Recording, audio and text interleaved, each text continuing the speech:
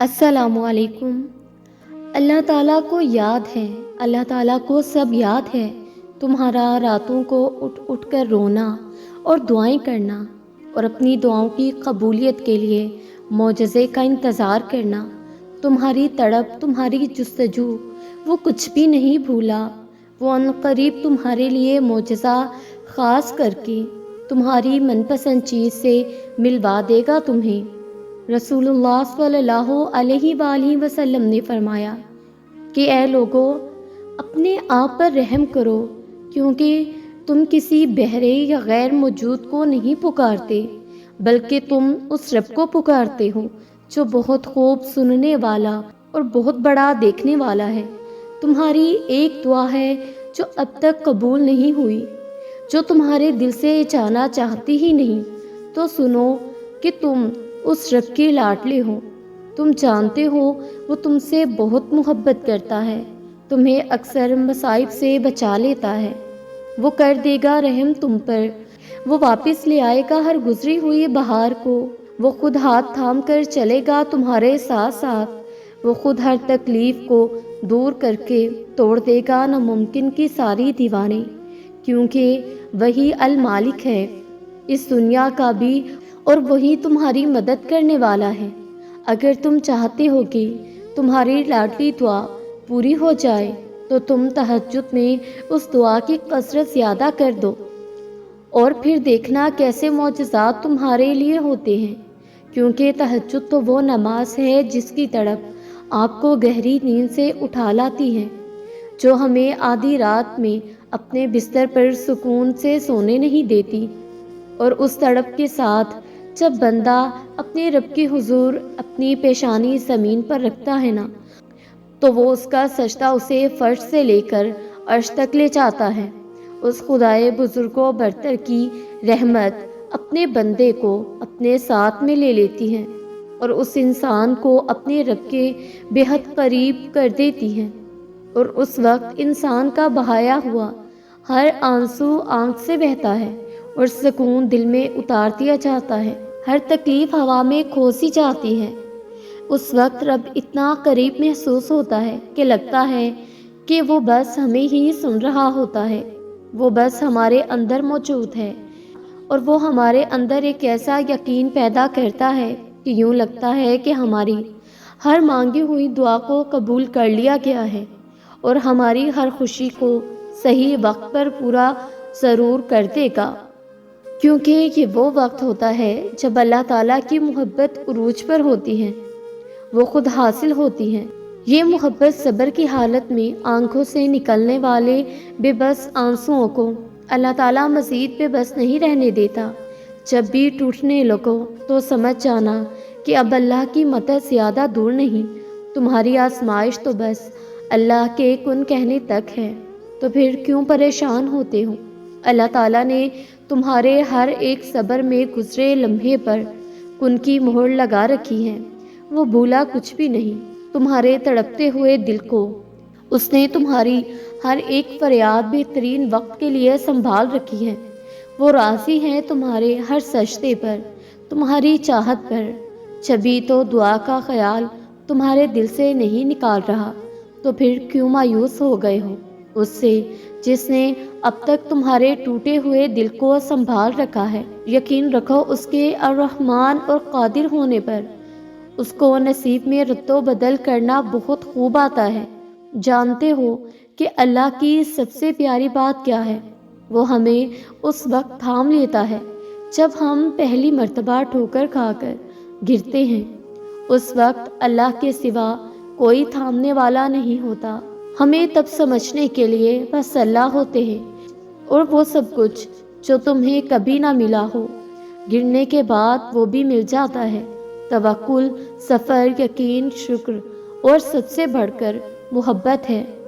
پھر وہ مایوسی کو ختم کر دیتا ہے اور آنسوؤں کے بدلے سفر ختم کر دیتا ہے۔ پھر وہ نماز کے بدلے ہمیں سکون دے دیتا ہے اور دعا کے بدلے ہمیں ہمت دے دیتا ہے۔ اتنا دیتا ہے کہ پھر اس کی طرف سے آنے والی اور آزمائش میں بھی ہم اللہ کو خوش کرنے لگتے ہیں۔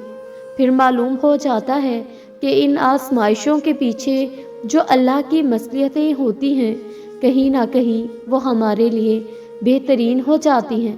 میں جانتی ہوں کہ صبر کرنا بہت مشکل ہے، تو جان لو کہ اللہ تعالیٰ ہر چیز سے آگاہ ہے، کہ وہ اتنی محبت کرتا ہے کہ جب اس کے بندوں کو کوئی درد ہوتا ہے، کوئی تکلیف ہوتی ہے، تو ان کے ذہنوں میں اپنا خیال پیدا کر دیتا ہے۔ پھر وہ دل خوب اللہ تعالیٰ کی محبت سے رنگ جاتے ہیں۔ پہلے اللہ تعالیٰ ان دلوں کو اپنی محبت کا رنگ عطا کرتا ہے، پھر معجزوں کا راستہ بنا دیتا ہے۔ جب کوئی میلوں کا مسافر اس کے در پر آ کر رکتا ہے تو اللہ تعالیٰ کو بہت اچھا لگتا ہے، اور جو کوئی ایک بار اس کے سامنے جھک جائے تو پھر اللہ تعالیٰ اس کو بلند کر دیتا ہے، اور جس کو وہ تھام لے وہ کبھی بھی زندگی میں تھکتا نہیں ہے۔ اس کو خبر ہے کون روتا ہے اور کون کس دل سے حاضر ہوا ہے۔ اگر اس کو تمہارے آنسوؤں کی ایک بھی ادا بھا جائے نا تو وہ قسمت کے ہر پنے پر کن لکھ دیتا ہے، اور جانتے ہو کہ جن کو وہ پسند کرتا ہے انہی کو غم سے نوازتا ہے، پھر دنیا کے ہاتھوں توڑ کر اسے اپنی ذات میں گم کر دیتا ہے۔ اور تہجد کے اندھیرے میں کیے گئے سجدوں کے بعد کتنا پرسکون یہ امید کا نیا سویرا لگتا ہے، اور تہجد کے بعد فجر کا اللہ کی جانب سے بھیجا ہوا ایک تحفہ لگتا ہے۔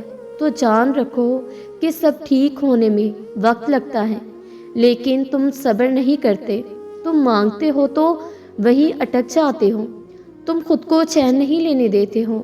اللہ تعالیٰ تمہیں سمندر عطا کرنا چاہتا ہے اور تم ایک قطرے کے لیے ترستے ہو۔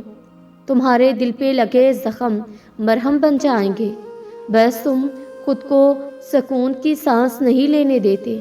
اگر تم اپنی تکلیف کے پیچھے کی مصلحت کو سمجھ لو نا تو تمہاری آنکھیں شکر کے سجدوں سے بھیگ جائیں گی، لیکن تم اپنے درد کو کم کرنے میں خود کا ساتھ نہیں دیتے ہو۔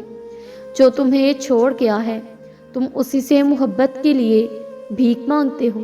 اللہ تعالیٰ قرآن پاک میں فرماتا ہے کہ یقیناً تمہارے اس غم کا انجام آغاز سے بہتر ہوگا، تو پھر کیوں تھک گئے ہو، کیوں راہ میں رک گئے ہو، کیوں خود کو ان غموں تک محدود کر لیا ہے، کیوں دعا نہیں کرتے ہو؟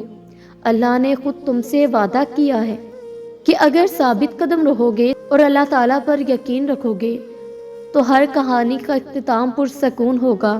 اس غم کا آغاز جیسا بھی ہوا، جس سے بھی ہوا، مگر اس کا اختتام بہت پرسکون ہوگا۔ یہ جو طوفان تمہارے سینے میں اٹھتا ہے یہ بھی ختم ہو جائے گا۔ جو یادیں تمہیں سونے نہیں دیتی اسے تمہارے دل سے مٹا دیا جائے گا۔ جو تمہیں چاہیے وہی تمہیں دے دیا جائے گا۔ جو بہتر نہیں ہے اسے بہترین بنا کر تمہیں عطا کر دیا جائے گا، اور جو چھوڑ گیا ہے اس کے بدلے تمہیں اس سے بھی زیادہ بہتر کر کے عطا کیا جائے گا۔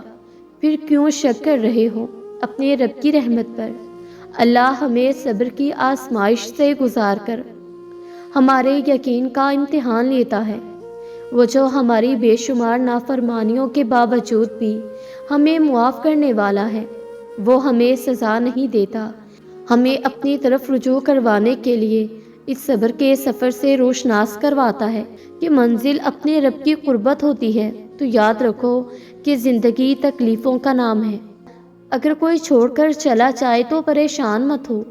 میں جانتی ہوں تم اداس بھی ہو، پریشان بھی ہو اور تکلیف میں گرے ہوئے بھی ہو، لیکن پتہ ہے وہ جو پتھر پر لکھی گئی ایک بات اللہ نے تمہیں تھما دیا ہے، جسے کوئی مٹا نہیں سکتا، جو بات کبھی بدلی نہیں جا سکتی، وہ یہ کہ آنے والا وقت ہمیشہ تمہارے لیے پہلے سے بہتر ہوگا۔